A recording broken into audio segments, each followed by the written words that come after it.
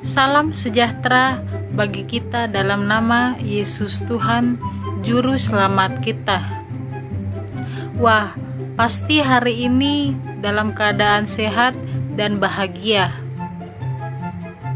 Saya teringat pada sebuah bagian lagu. Kudus, kuduslah, kuduslah Tuhan, Allah semesta alam.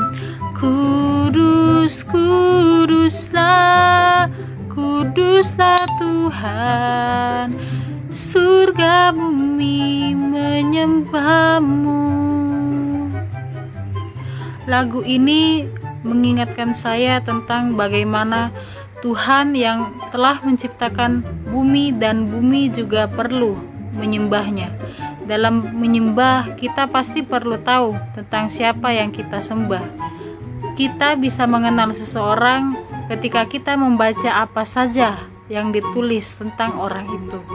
Contohnya, di dalam novel ada banyak tokoh, misalnya Dylan. Dari tulisan tentang Dylan, kita bisa mengenal seperti apa Dylan itu.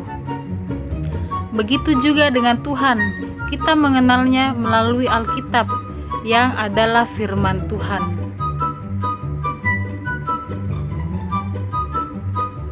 Para ahli di bumi ini banyak menyatakan masing-masing mengenai teori mereka tentang bagaimana dunia ini tercipta. Ada teori nebula, teori pasang surut, dan lain-lain. Bahkan di sekolah juga diajarkan teori penciptaan menurut para ahli. Mari kita lihat bagaimana penciptaan menurut Alkitab.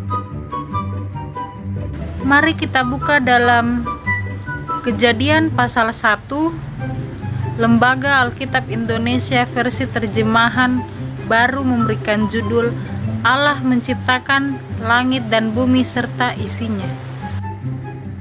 Kalau kita membaca Kejadian pasal 1 ayat 1 hingga 31, kita akan mengetahui tentang penciptaan Tuhan mulai dari hari pertama hingga hari ke-6.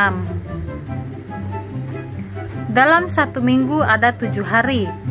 Ya, hari ke-7 ada di Kejadian pasal 2 ayat 1 hingga ayat 3. Hari pertama Tuhan menciptakan terang dan gelap. Hari kedua Tuhan menciptakan cakrawala atau langit. Hari ketiga Tuhan menciptakan darat dan laut dan tumbuhan. Hari yang keempat, Tuhan menciptakan benda-benda penerang yang memisahkan siang dan malam, seperti matahari dan bulan. Hari kelima, Tuhan menciptakan segala jenis binatang di laut dan di darat dan di udara. Hari keenam, Tuhan menciptakan manusia menurut gambar Tuhan sendiri. Tuhan memberkati dan berfirman kepada manusia supaya manusia beranak cucu dan mereka berkuasa atas yang telah diciptakan oleh Tuhan, seperti tumbuhan dan binatang. Hari ketujuh, Tuhan beristirahat dan memberkati serta menguduskan hari itu. Saya akhiri sharing ini. Beginilah penciptaan dunia menurut Alkitab.